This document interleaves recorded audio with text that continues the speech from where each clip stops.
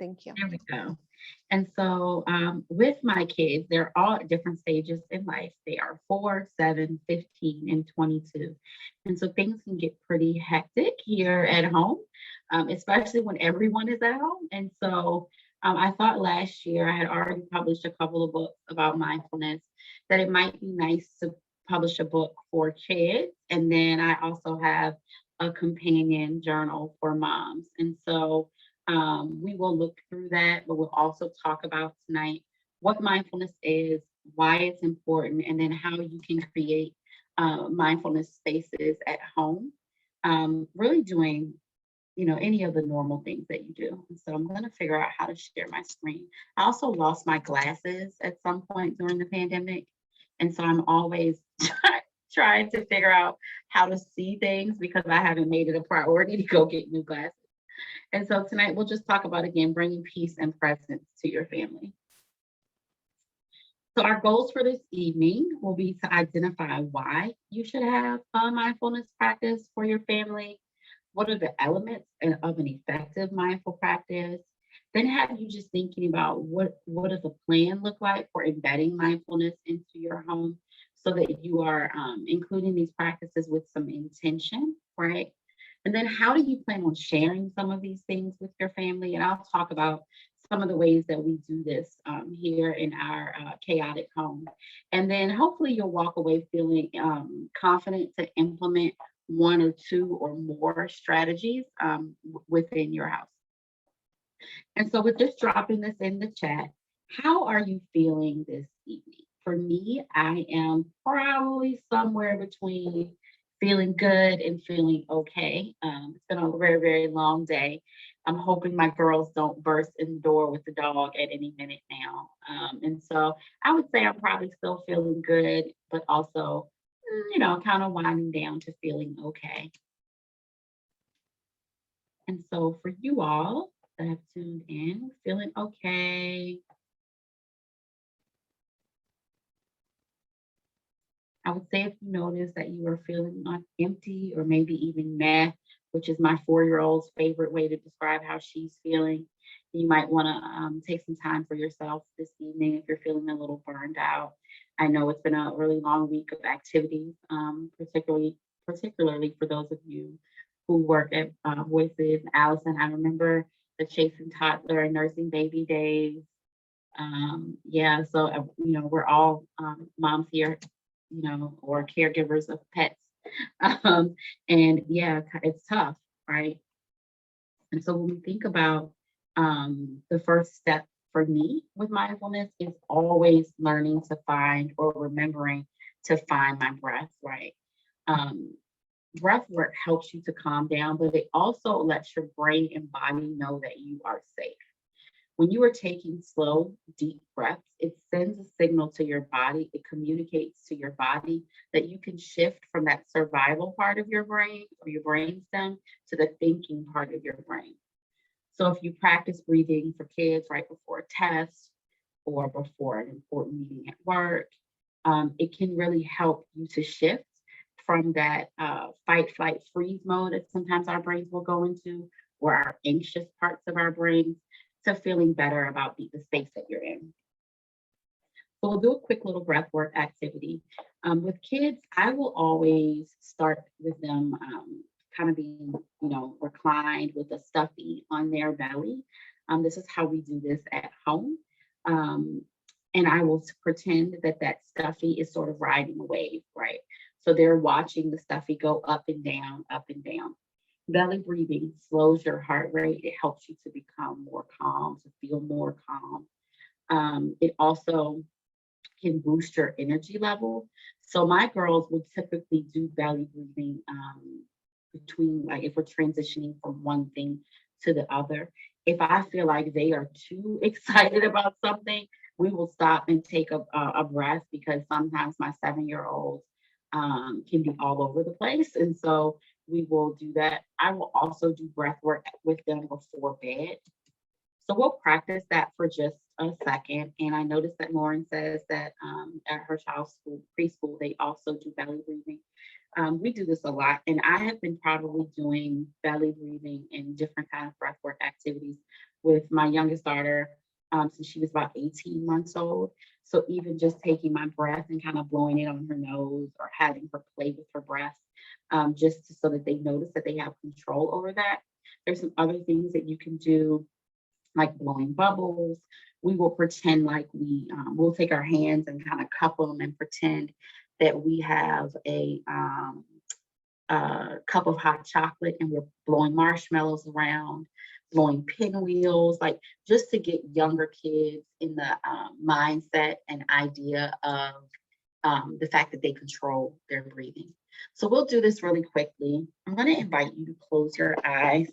If you are short like I am, I'm only 4'11". I'm also going to invite you to come to the tip of your chair so that your feet rest comfortably against the earth beneath you.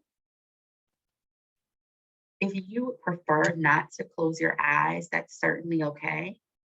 Simply find somewhere to fix your gaze. That could be at the tip of your nose, maybe even a spot on the wall across from you.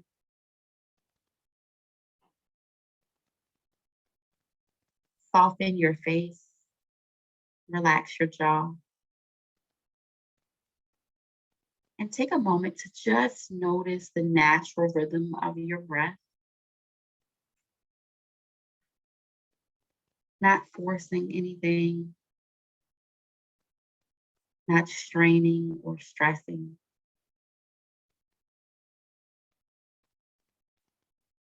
Noticing how you feel in this moment.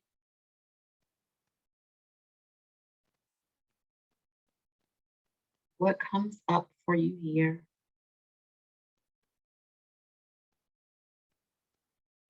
Now placing one hand over your heart and one over your belly.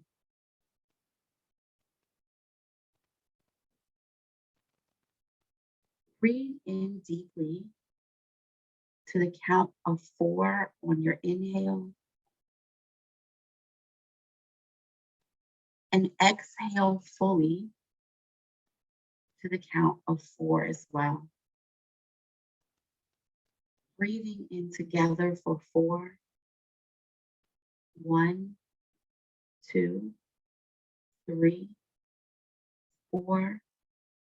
Exhale. 2, 3, 4.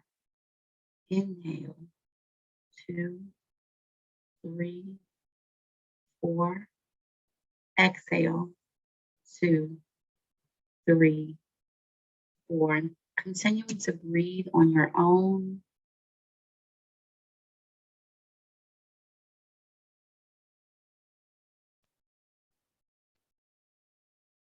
Noticing your belly inflate, your hand rising on your inhale and falling on your exhale.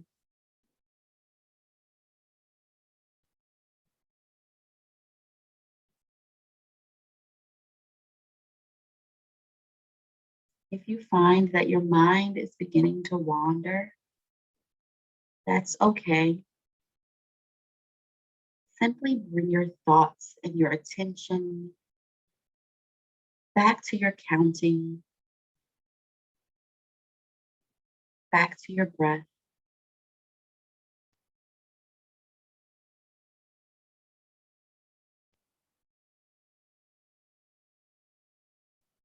Two more rounds.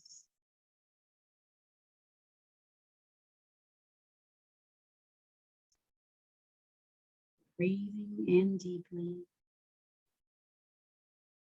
and breathing out fully. Take a moment to give your toes just a little bit of a wiggle, rotating your ankles,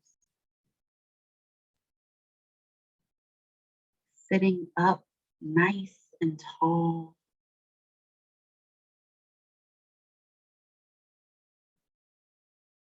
Taking a moment to rotate your shoulders up and back Taking just a little bit of a stretch here before opening your eyes and rejoining the space.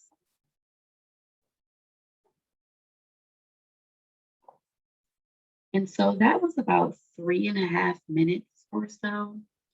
And sometimes when I'm frustrated with my girls, which is normally at bedtime, I will go and hide in the bathroom and just do a few minutes of belly breath.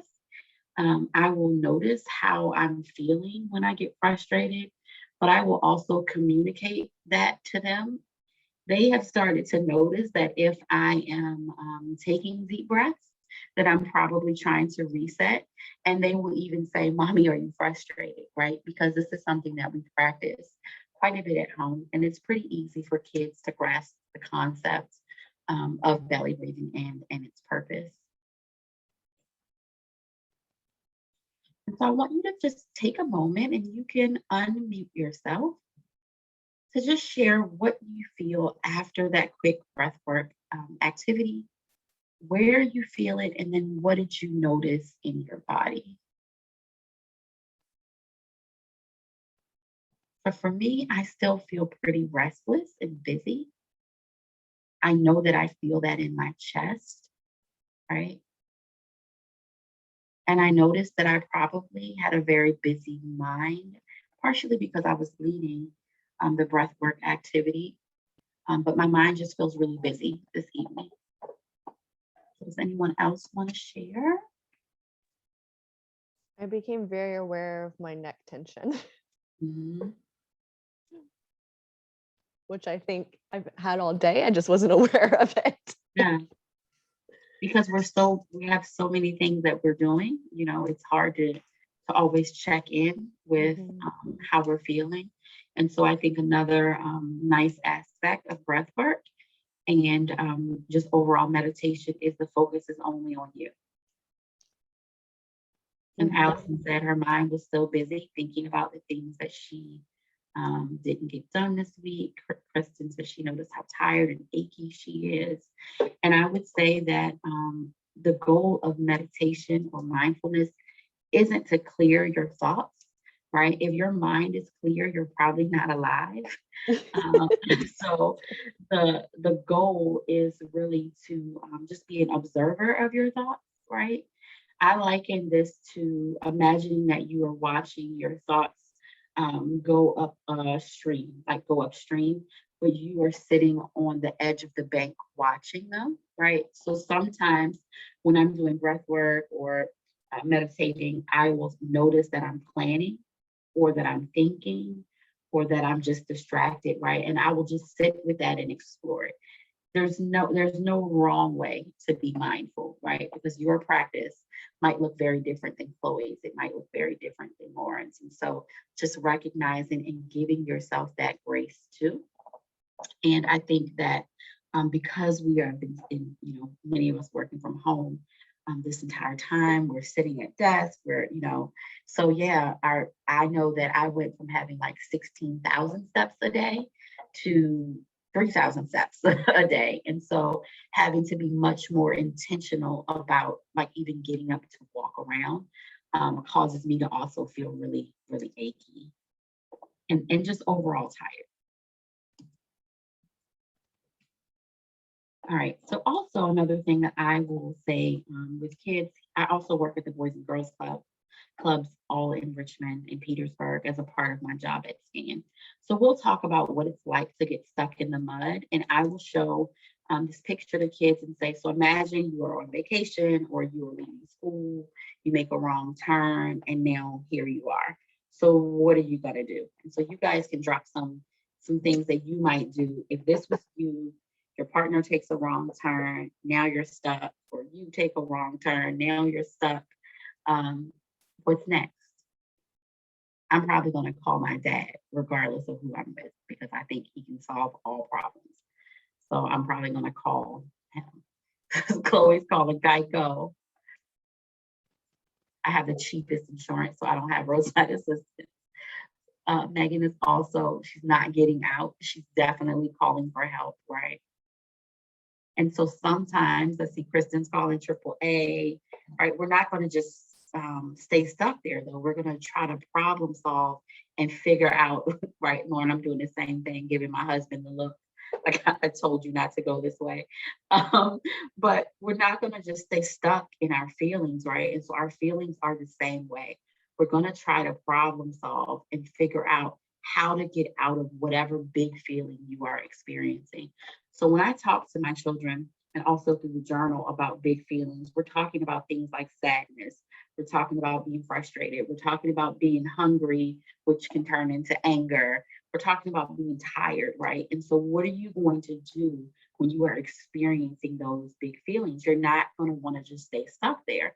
We're also going to remember that our minds have a negativity bias, and about 80% of our thoughts are negative. So when we're thinking about things, when we're listening to that inner voice or that tape is running through our mind about maybe I should have texted Chloe earlier and told her maybe Melissa will show up instead of Amanda, or maybe I shouldn't have sent my girls downstairs with cookies so that they would be quiet. Maybe I could have done something different, right? Our thoughts are not facts. And so we really have to think about, like, is this true? Well, no, is it absolutely true? Thinking about how does this thought make me feel? And then what would things be like if I didn't hold on to this? Or what would it be like if I communicated in a more mindful way why I'm feeling this way? So one of the things that I will do with my younger daughter in particular, when she's having big feelings, also known as temper tantrums, I will say to her, my job is to keep you safe. So sort of walking her through like almost like a process of de-escalation. My job is to keep you safe. You seem to be, and I might start to name some feelings for her, right? Because she just might not be developmentally ready to say, well, no, I'm hungry or I'm angry because. So we'll talk about that through a mindful conversation. And then we'll start jumping into some of these strategies that we're going to talk about this evening. And I even have to do this internally for myself and think about how I feel, how is it showing up in my body, and why am I feeling this way? Is there someone I can communicate to that I'm having a hard day? I'm frustrated. Do I need to take a nap? Do I just need some water? Like, what is it that I need as well? So also with mindfulness, you want to really think about the three parts of your brain. And this comes from, I think, Scholastic, but Mind Up has, which is a curriculum that I frequently use, has a poster very similar to it, to this one. You can find, lots of different places to find information about how to explain the brain to the kids. But here we talk about our amygdala being our barking dog, which is how they refer to it in Mind Up. But you could also call it a security guard. Your prefrontal cortex would be like a wise old owl or a wise leader. And then your hippocampus is your memory keeper, or like the elephant part of your brain. And so we talk about this within our family, but I also talk about this, of course, at work, and what the functions of each part of our brain are in relationship to these areas. And so with our amygdala's job is to tell our body it's not safe or it is, but sometimes our amygdala gets offline. So if my daughter, for example, is hungry, right, her amygdala might flip to her brain, we're not safe, she's not going to feed us, and now she's flipped her lid, right? And so mindfulness helps really to bring our body and our brain back into alignment. Many of us struggle with having busy minds. Our attention is being pulled all over the place. So like Allison mentioned, how much work she has to do with balancing being home with a toddler and a newborn. We're being pulled with the news and with social media and with friendships and family relationships, and our minds are really, really busy. Get the hand on. And so when we think about what mindfulness is, it's really just a set of techniques and strategies that you can use to gain a better awareness about where you are. The parts of mindfulness I feel are most essential are the observing. So being an observer of your thoughts, right? There's nothing wrong with meditating and your mind being busy, right? But you want to be able to pull yourself away from that busyness to just observe, be present with those thoughts, be non-judgmental. So sometimes we will say, I'm not doing this correctly. Oh, she said to count to 4 and I'm thinking about, did I do the dishes? And so just showing up for yourself in a non-judgmental way and remembering that mindfulness is also a learned skill that takes a lot of practice. So with the benefits of journaling, I think is just a great way to be self-reflective. There are lots of different kinds of journals, and I should have pulled some off of my bookshelf. So I have journals that might be, like this is a bullet point journal that has some headings and then you kind of bullet point information there on the side. There are gratitude journals. There are journals that are blank, have blank pages. There are journals that have prompts in them. Michelle Obama has a journal that asks a question and then you journal about it. There are journals that, are 3 minutes and 5 minutes. And so there are lots of different kinds of journals, but they can help you to manage anxiety. Also, they've been shown to help reduce stress, maybe even help to cope with mental health disorders like depression, anxiety, toxic stress, right? They can also help to improve your overall mood. So one thing about gratitude journals, if you're doing something where you're having to write down 3 things that you're grateful for in times where you might be struggling, being able to go back and look at all those things that you have to be thankful for or grateful for is very helpful. You can also recognize triggers and learn better ways to control them by noticing any symptoms that come up day in and day out. Are there any patterns that show up with what you're journaling about? It also allows for an opportunity for some positive self-talk and then identifying negative thoughts and behaviors. My sister, when she was raising my nieces, they had individual journals, but she also shares a journal with her spouse, and she had a journal that she shared with her kids that also helps improve communication there and just, if they're all answering the same prompt, have them to also just be self-reflective as well as a family.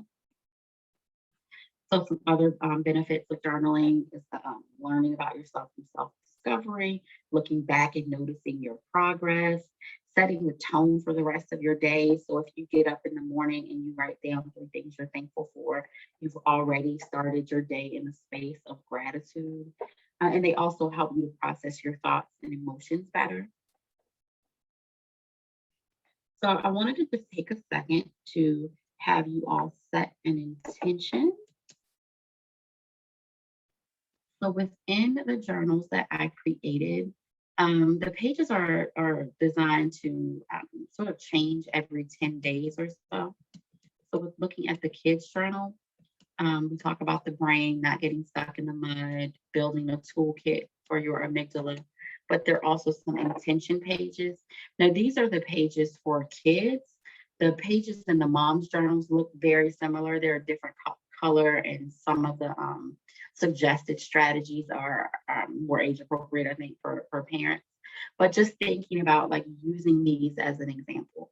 I know very easily that I'm going to drink 10 glasses of water a day because I'm drinking water all day long. But what are some other things that I think I might be able to make a commitment to? So maybe calling a friend, maybe taking a warm bath, cuddling with a pet. We have a dog, so obviously, we're all cuddling with him throughout the day. Maybe reading a book. And so really setting a goal for yourself and then being intentional about that. And so what are some things that you all think individually or with others that you might be able to commit to tonight to do by Sunday evening? And I would say with setting intentions, you want to set some that are quick wins. I know that I only drink water, so that's a quick win for me. I might not walk 30 minutes every day until Sunday, right? So I might say I'm going to walk 30 minutes one day for the rest of the week because I know that's probably a quick win. And then you want to increase them from there. So just out of curiosity, what are some things that you all think you might be interested in setting for yourself or for your family? Taking a long shower, that sounds great, Lauren. I actually might do that tonight. One intention last week that I set was to organize my girls' laundry. So that was an intention, helping to just clear some of that clutter in the laundry room. Kristen wants to challenge herself to journal daily, separate one-on time with each kid, and that is so hard to do. Drinking more water. So I want you to just jot that down, even if it's things like creating an oracle and organizing for the next week, walking the dog. You guys are offering really good intentions. Another thing that I am committed to doing this school year, I bought one of those plastic Tupperware kind of drawer things. So putting my girls' clothes for the week in those drawers and labeling the days so that in the morning I'm not saying, oh my gosh, go to the dryer and see if you have socks. So making sure that all of that is organized on Sunday because it just makes for an easier morning.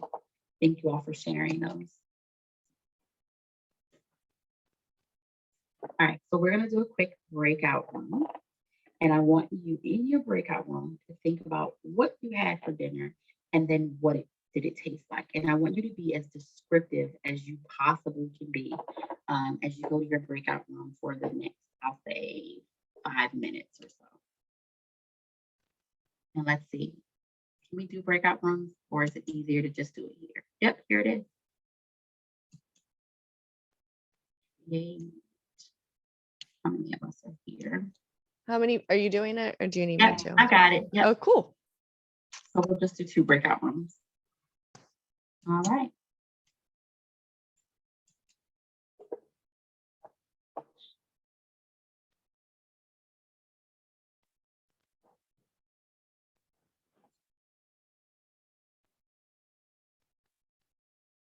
Would you like me to join room 1? Sure, and I can join the other room.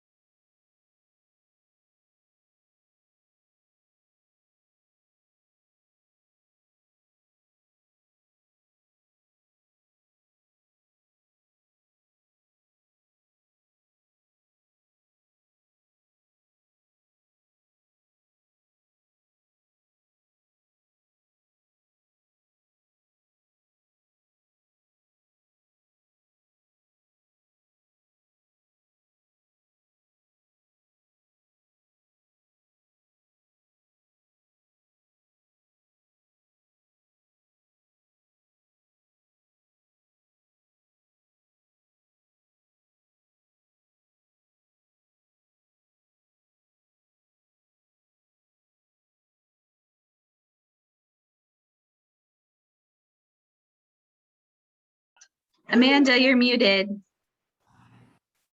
Thank you.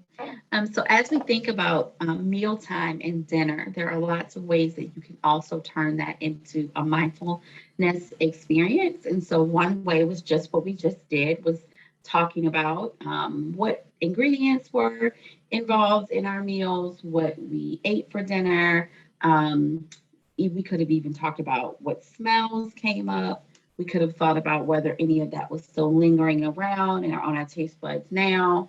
And so a part of mindfulness is also really to be intentional about engaging the 5 senses. And so another activity that I pulled from Mind Up, which was as soft as a marshmallow is what the activity is called. But you can really do this with any type of food. You can do it with any type of drink. I have done this for snack time. We will also sometimes do meals this way.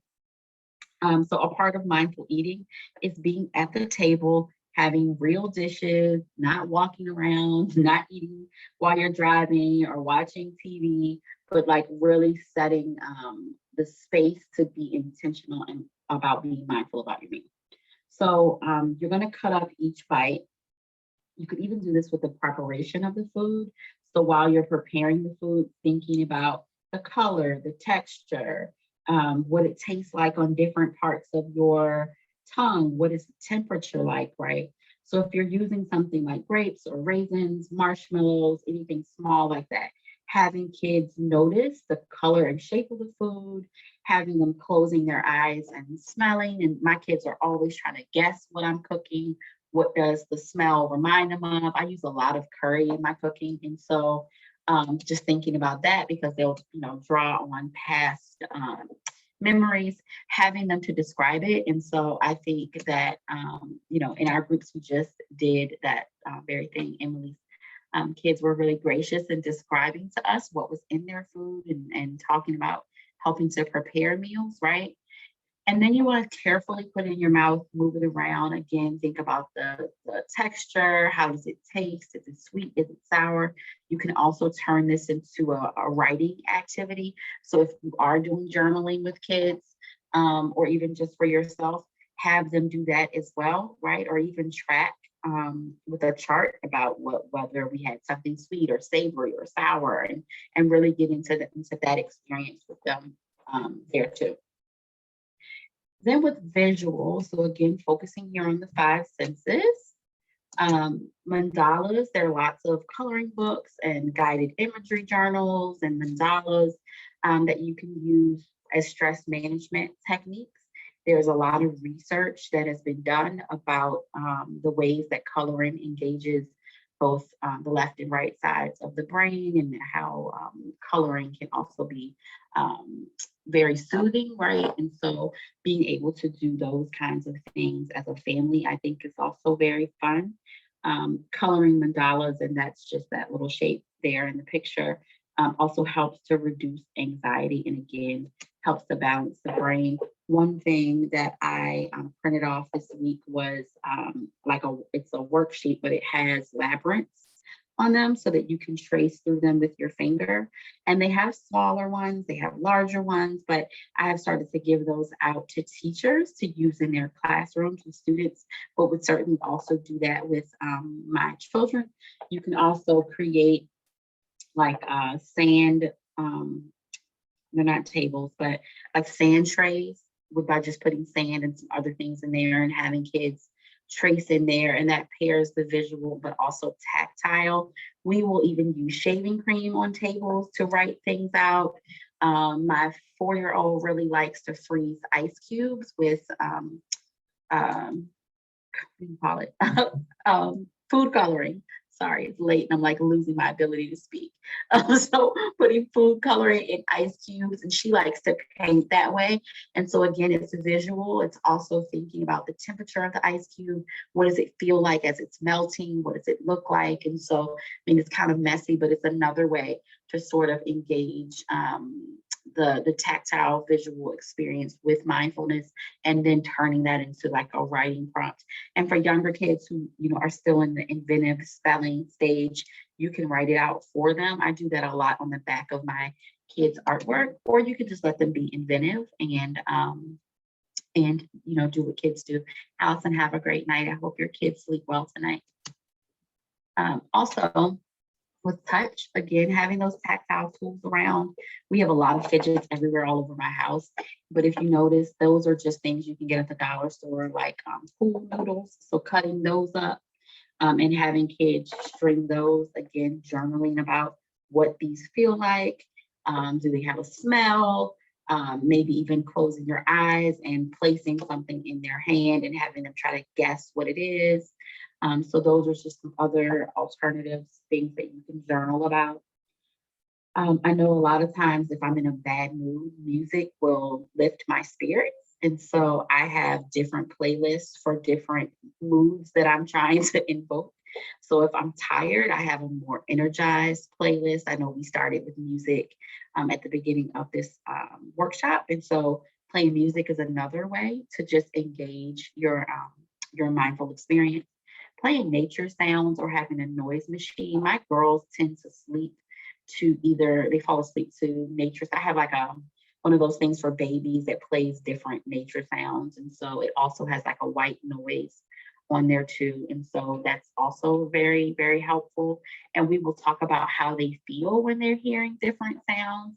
We will try to guess different instruments. Do they notice something sound like water? Does, it's a waterfall or rain? And talk about the differences there as well.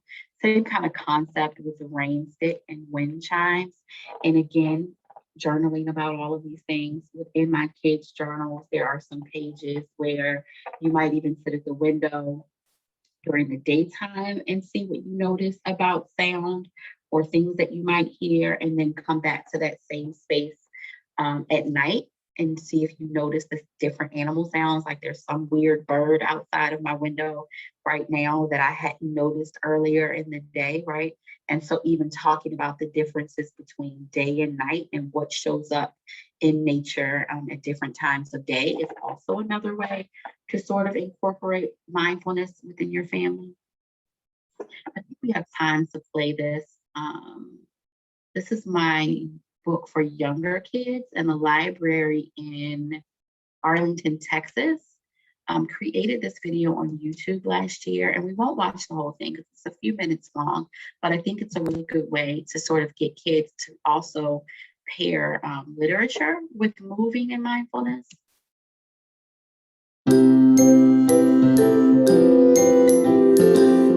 Hello, families. This is Miss Heather at the Arlington Public Library.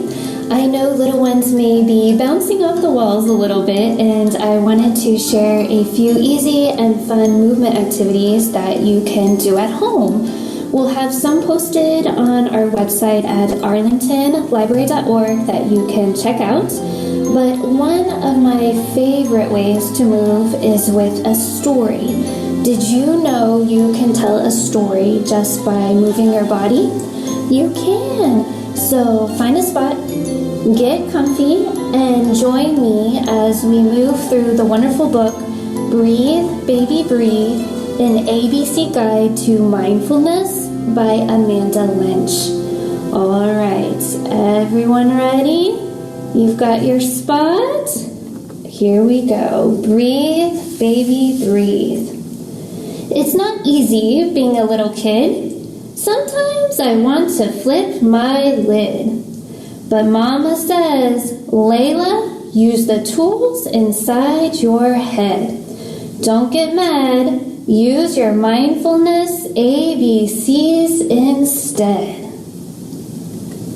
Breathe, baby, breathe, and you will see how much fun breath work can be. Breathe, baby, breathe. All right, let's take a big breath together as we get started. We are going to breathe in and expand like a balloon. You ready? Big breath. Good job. Can you make it even bigger?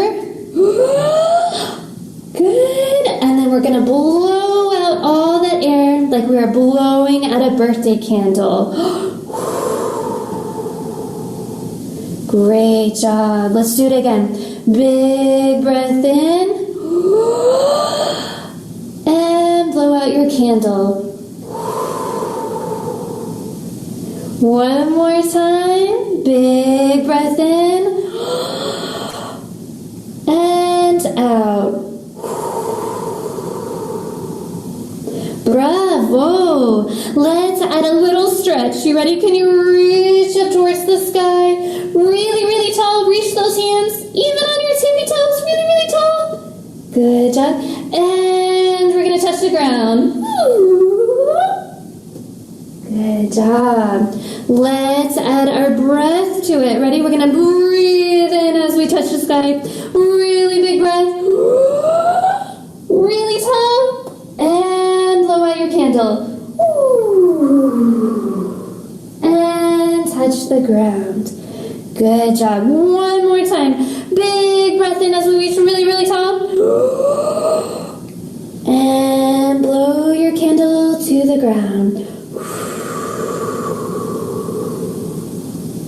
Bravo! You are ready. All right, and so that just also walks you through like an ABC guide of some mindfulness activities that you can do. Because we're sort of in a space of in-person learning, but maybe virtual learning or a combination of the two. I also wanted to include some activities that you can do that are outside of the journal. So one is a mindfulness choice board. And so that just gives you some breathwork activities that you can pull from there. I would probably cut these up and put them on a ring instead of having it in the form of a choice board, but they're offered for you there. Also with the ABC movement game, having kids spell out a word or maybe throw out a word for you if they're not quite there with their spelling yet. And then you do whatever activity is associated with the letters in that word. So if I'm spelling out Amanda, I'm going to start with 3 big deep breaths and then move down to dancing for 5 seconds and rotating through my name there. I'm also a big believer in taking brain breaks by moving. So one of the journal prompts in my journal says run in place for 30 seconds and we'll first notice how your heart feels and then run in place for 30 seconds as fast as you can and now notice how your heart feels and now journal about it. And so really, again, getting into the mindset of incorporating breath work, mindfulness, movement, and journaling, I found have been really helpful, both personally and professionally in my work with students, but also, again, because I have a child here of every age in my home. And so we have just a few minutes left for questions. So feel free to unmute yourselves or drop questions in the chat, whatever your preference is. I know that lots of us are doing lots of work. And thank you, Kristen. I have a question. I was curious. I have a 4-year-old and he does, breath work already. Do you have a suggestion for what would be the best age appropriate, mindful, calm down, be in the moment trick for him? I would say, because Rosie's 4 too. So it's really hard, I think, at least in my experience, for preschool age kids to automatically go into a mindful moment, right? So to have this self-awareness that, okay, this is how I feel and this is what I need to do. So we're still really in the stage of coaching and modeling. I have noticed that my 7-year-old, if Rosie is upset, she will start to prompt her to do you want to take a break? Do you want some water? And I sort of have to check in with her and say, make sure you're not caregiving, because it's not your job to take care of your little sister. But I have noticed that she does, because she's 7, she's now sort of in the mindset of being able to do some of those things herself. But yeah, it's just a tough place to be, that age, I think between like 4 and 6, where you don't have all the language skills to express how you are really feeling in such a mindful way. So just to keep reminding him that his name is Brooks. Yeah, I was gonna say he can express how he feels, maybe not in a mindful way. Not in a mindful way, right? And so because Rosie does plenty of expression, but to just keep reaffirming that, like, my job as your mom is to keep you safe, maybe to even get a feelings wheel that has pictures on it, so that if he can't really tell you exactly how he's feeling, because there's a difference between being mad and hungry, but the behavior might be the same, right? And so, because Rosie, she's always mad when she's hungry. So that's hard for me. Like, that's hard for me. How am I? And so we already know if she's mad, it's because she's hungry. And so being able to look at the feelings wheel, because she will tell me, no, I'm not mad, I'm hungry, right? Because I'm saying to her, you seem to be pretty frustrated or angry.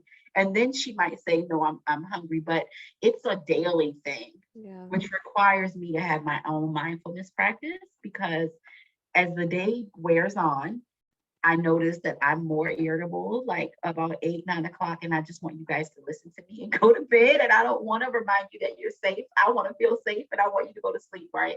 And so I have to just make sure that I'm doing the things that I need to do to be balanced, so I can show up as the best parent that I want. But I would say just to keep utilizing breath work, offering opportunities to calm down in your room by yourself, because that's what Rosie wants. She wants time Yeah. alone. And that's okay. Like, you want to stomp down the hall and take time to yourself to reset. That's cool. I'm not going to chase you and scream that you don't stomp in my house. And, you know, it's not an ego thing. Like, you're frustrated. And so just reminding myself of that too. But I think it's really hard to do that if we are tired, overworked, feeling very close to burned out. And now is a really, really easy time for a lot of us to slip into that because Yeah. we've been in a pandemic for 17 months. Yeah. Yeah. Thank you. You're welcome. I hope that was helpful. It was very helpful. Thank you. And it also was validating. So thank you. Yeah, and because all of us, I mean, just because I teach mindfulness doesn't mean I'm always mindful, because I'm not. And there's lots of times where I have, like, just at 10 o'clock, because they're talking for 2 hours to each other, and I just want you to go to sleep. Like, I don't want you to talk to each other anymore. And so there are plenty of times where I have to apologize too. You know, mommy, sorry, she flipped her lid. This is how what you were doing made me feel. And I should have communicated to you in a more mindful way. And those are the things that I say to them, because those are the things I want them to say back to me. So, yeah. Model the behavior. Yeah. Yep. Which is much easier that, you know, it's easy to say, but not always easy to do. Yeah. Anybody else have questions? And you're exactly right. What worked last week sometimes doesn't work this week. And so, you know, every day is a new day. And, you know, I just start to try to just wake up with a clean slate too. We also do a lot of affirmations. So that's something else I didn't mention as another mode of journaling. So we will do round robin affirmations in the morning on the way to school, where I might start and say, I am smart. And Hazy might say, I am, you know, a lovey bear.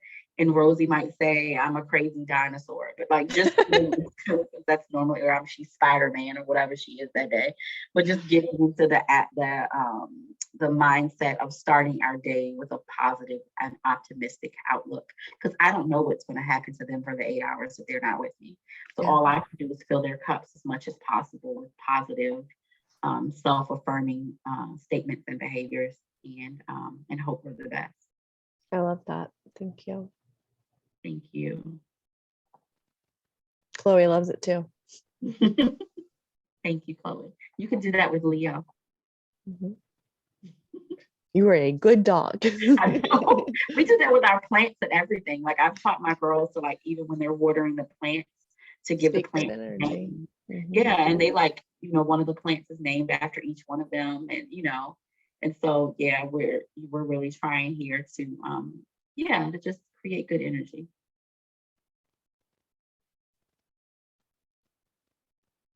All right, I think our time is just about up. Mm-hmm. Well, thank you so much for joining and sharing all of your bits of wisdom. I really appreciate you taking the time to give us some tips on mindfulness, and as well as sharing your books and resources and your journal. So thank you so much. We really also appreciate your involvement in other RTR events. There's a few more still happening this week, but there are plenty that have been recorded and posted on our website. So if you're interested in learning more, I can drop that link in the chat. So thank you, Amanda, again. I really appreciate it. Thank you. Love you guys at Voices. Have a great night. Thank you so much. Bye-bye.